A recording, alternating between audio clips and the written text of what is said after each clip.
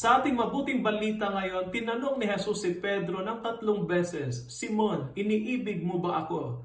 At sa bawat tanong si Pedro ay tumutugon, "Oo, Panginoon, nalalaman ninyong iniibig ko kayo." At sa bawat tugon ni Pedro ay pinagtitibay ni Jesus ang pag-ibig ni Pedro sa pamamagitan ng pag-i-entrust sa kanya ng banal na misyon. "Pakanin mo ang aking mga batang tupa, pangalagaan mo ang aking mga tupa, pakanin mo ang aking mga tupa." Sa simple ngunit malalim na pagtatagpong ito ni Jesus at ni Pedro, makikita natin ang pinakapuso ng mensahe ni Jesus.